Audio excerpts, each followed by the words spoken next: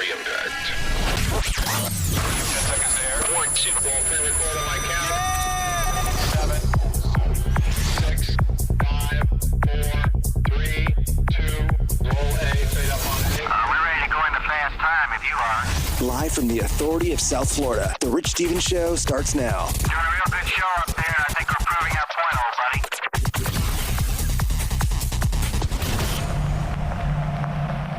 All right, what's going on? How are you? I'm Rich Stevens. I appreciate you being here, wherever here might be, wherever you're listening to the Rich Stevens Show, I guess is what I meant.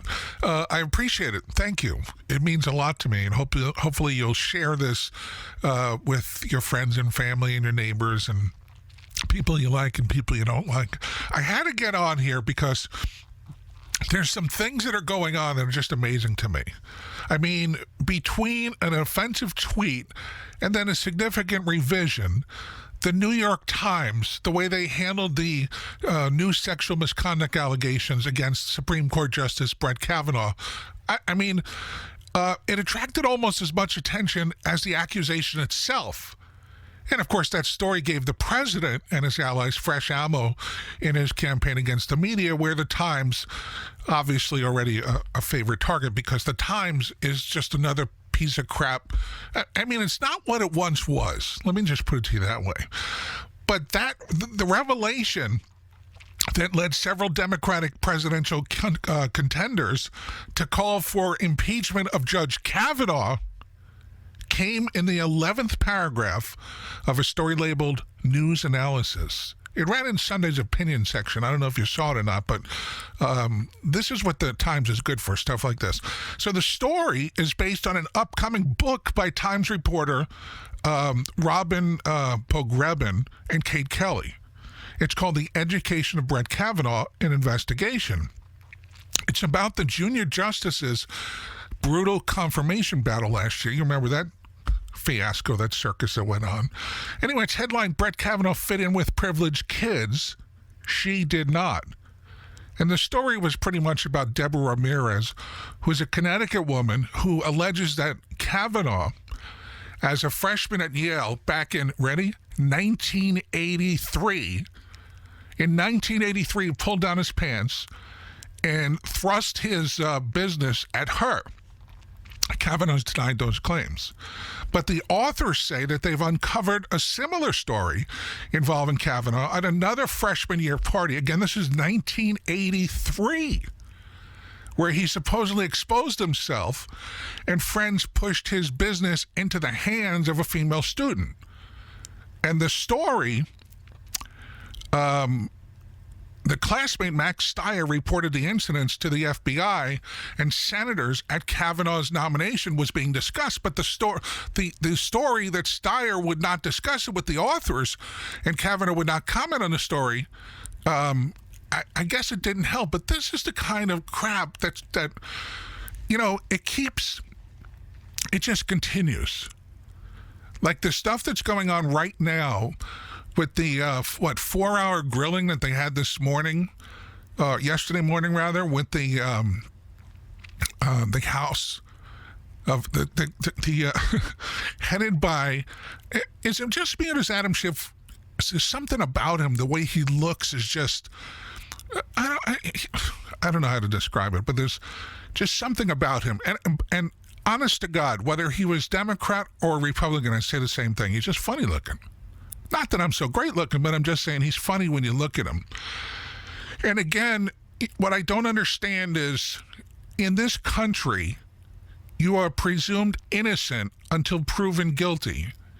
And yet, this transcript was released the other day of this phone call between President Trump and the Ukrainian president. And right away, I guess you would have to say that it has to do with how you, as a human being, interpret it. Now, we know how the left has interpreted this already, because now they're going to try to bring impeachment in the forefront. And the funny thing about this is, and nobody's talking about this, so this is why I had to jump on here today, because Adam Schiff had this so-called whistleblower document and knowledge back in August, Why did he wait to this specific time to bring together this committee and bring this out? That's a question that needs to be asked and answered. But of course, it's not going to be. Just like, Joe Biden, this is going to end up hurting him, biting him in the ass. And I could just feel it because this president's been in office 3 years. And since day one, the left is trying to tear down this presidency. Guess what? It's not working. The only thing it's doing is fortifying the Trump campaign for another 4 years. And if you're on the left and you're listening to the Rich Stevens show right now, you might be saying to yourself, oh yeah, he doesn't know what he's talking. I'm telling you, keep it up. Keep doing it. Come on, because the more you bring it up and the more you bring this crap and you throw it at the wall, the better chances of Donald Trump getting reelected. It's going to happen.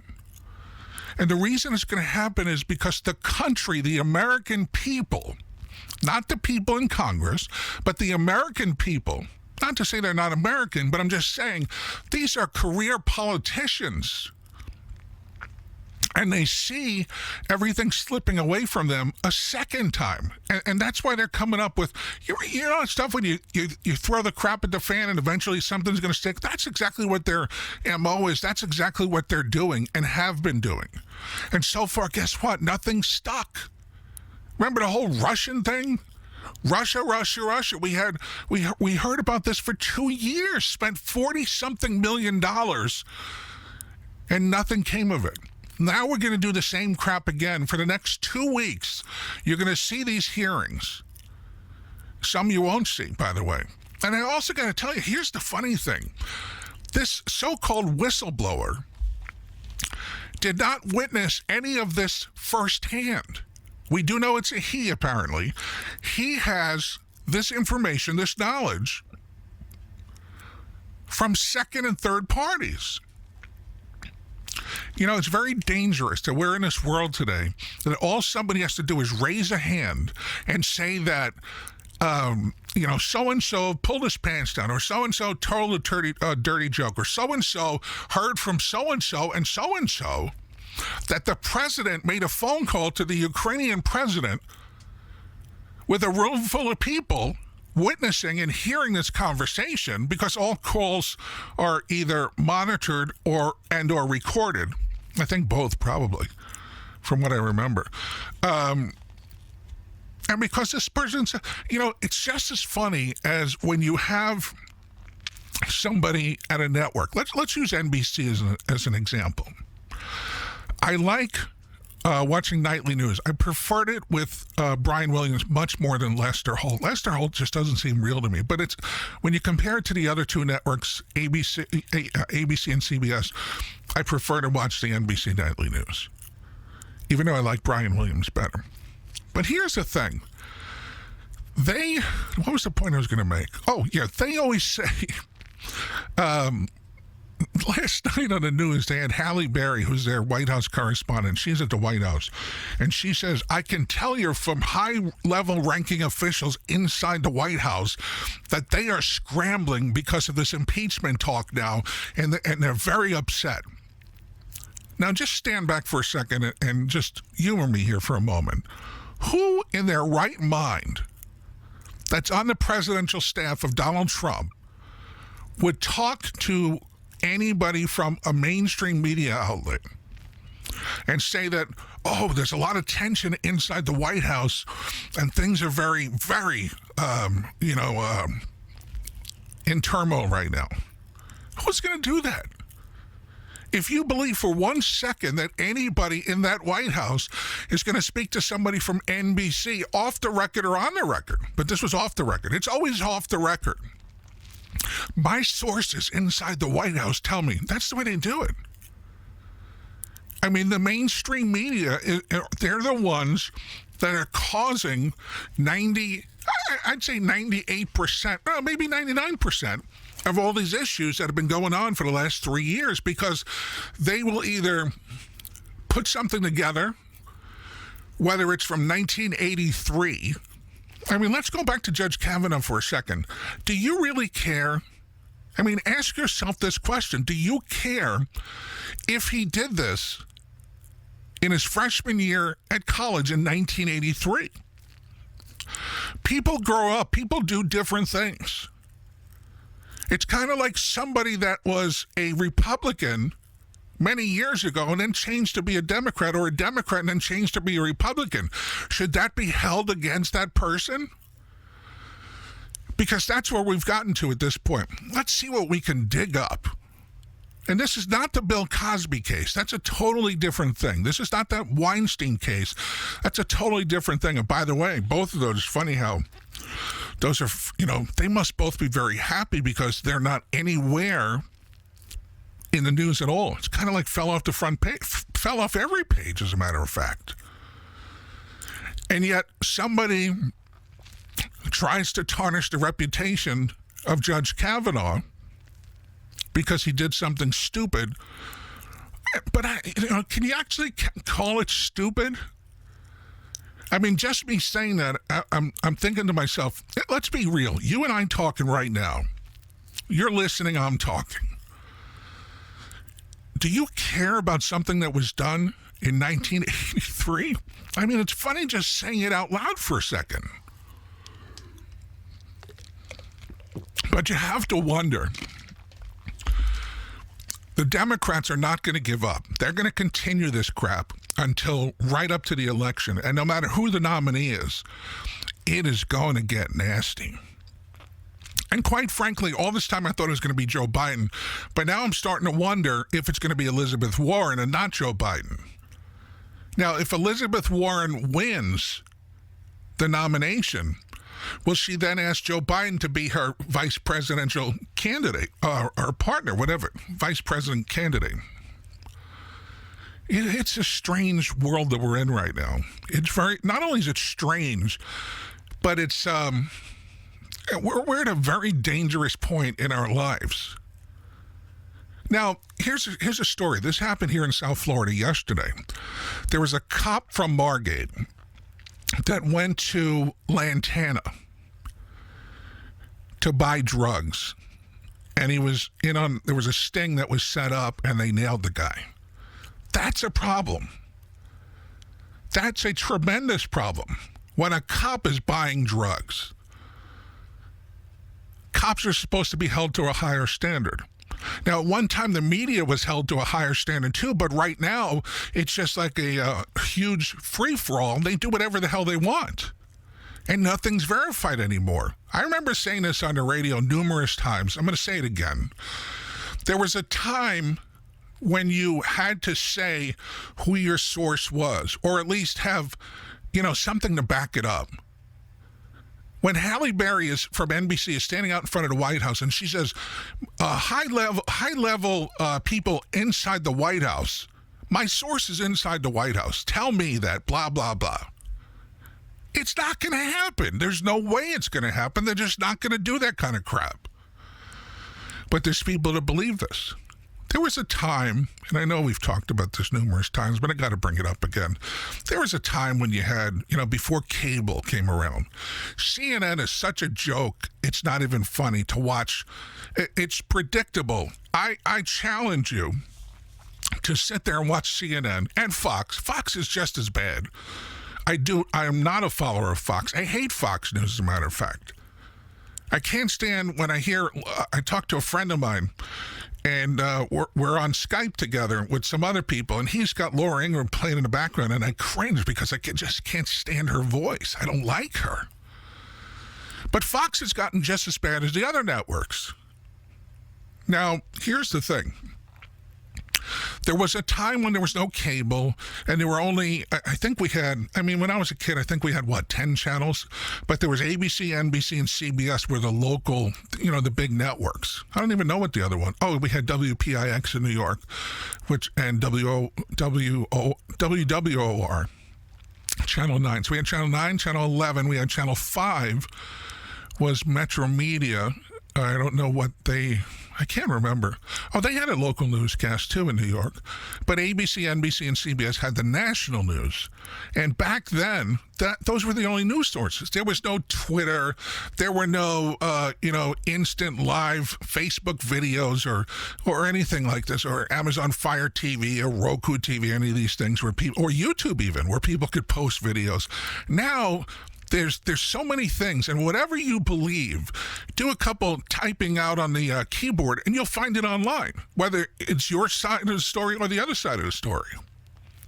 But my point is, back then, when I was growing up in New York, you would hear things on the news, and you know that they were news because they were reporting the news, not commentating on the news. Now, I'm not a news reporter. I'm more on the commentation, is that a word? I'm more of a, it's my opinion. You don't have to agree with me. That's fine. Look, like I said, I appreciate you being here listening right now. But the point is that I'm in the mainstream media. However, it's a different kind of media. Because radio is, talk radio anyway, we're about opinion. And in my opinion, the TV news broadcast should be broadcasting news without any commentary. Now, CNN, when they first started, they used to do that. But now it's gotten to the point where they have panels on panels. When somebody gets fired from the White House, they immediately go out with the checkbook in hand. They write a big check and, hey, look now, so-and-so is now a consulting, whatever it is. I don't know what the term is. It just aggravates me because, first of all, they got a lot of money so they can afford to do that kind of stuff. And Fox does it too. And NBC does it. And ABC and CBS, they all, have political analysts. And every time you have a retired general or somebody that was an inspector or whatever these big jobs are, let me take a sip.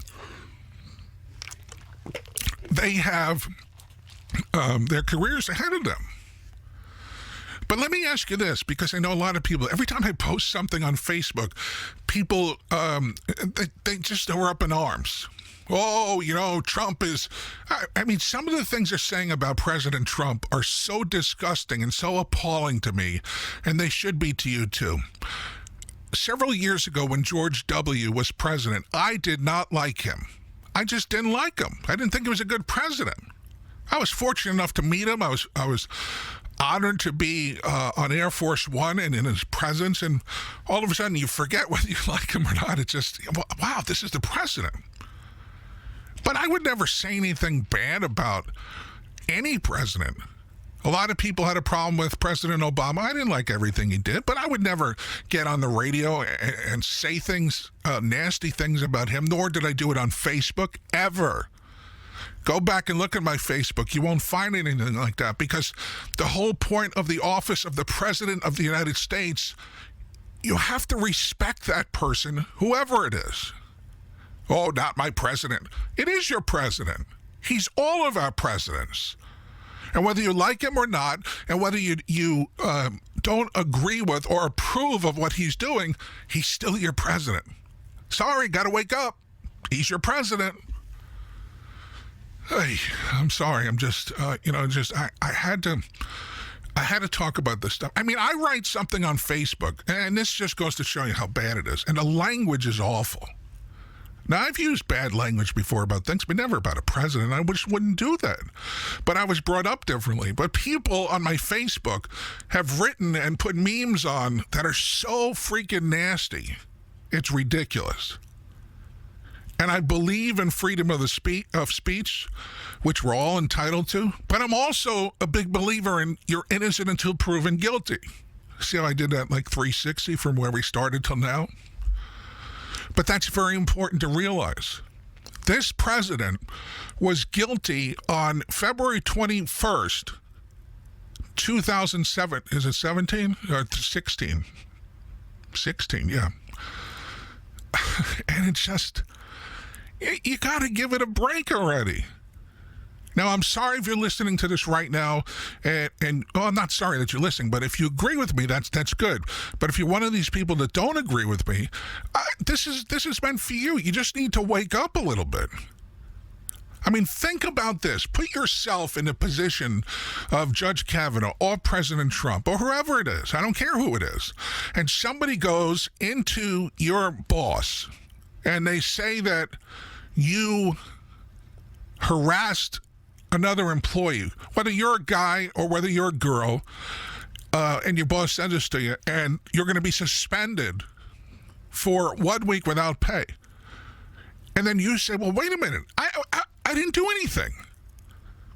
But somebody made a complaint, and all these companies and businesses in general are so PC today, it's ridiculous.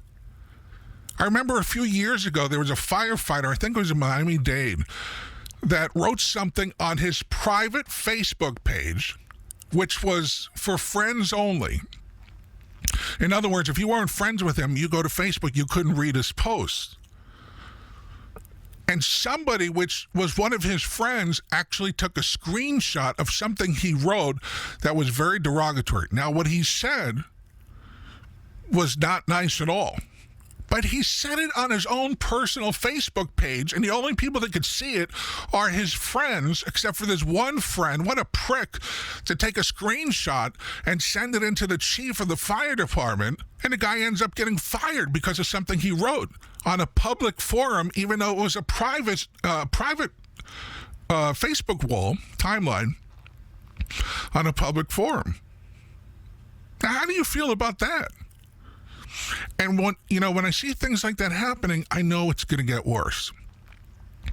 And we thought in 2015, leading up to the 2016 election, was bad. This is going to be worse than you could ever imagine. And I just wanted to put that out there and just get ready for it. You have these people that have war chests, as they call them.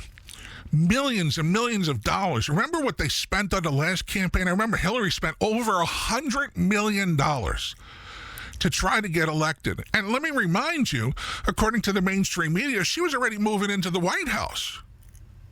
I think it was Time magazine, I'm not sure, who already printed the cover. They sent this out by mistake. Madam President, a picture of Hillary on the front, as if she, got elected. Somehow it got out. But, it's pretty scary. And my biggest fear is that one of these Democrats get in who wants to give away everything for free. Bernie Sanders, you got to love this guy. Not as a candidate, but just love his chutzpah for wanting to do all this stuff. But he's a socialist. You can't give away stuff for free without paying for it. You can't get stuff for free with somehow not paying for it. You have to pay for it. This president, Donald Trump, has improved our economy. He's improved the workforce. He's improved our infrastructure. He's improved our relationships with other countries. Not all, but that's a whole nother story. And who cares? He's the first president that actually says what you're thinking that other presidents wouldn't dare say. That's what I like about this guy. I think he was great when he was in New York, and he built that skating rink at Central Park, which was tremendous.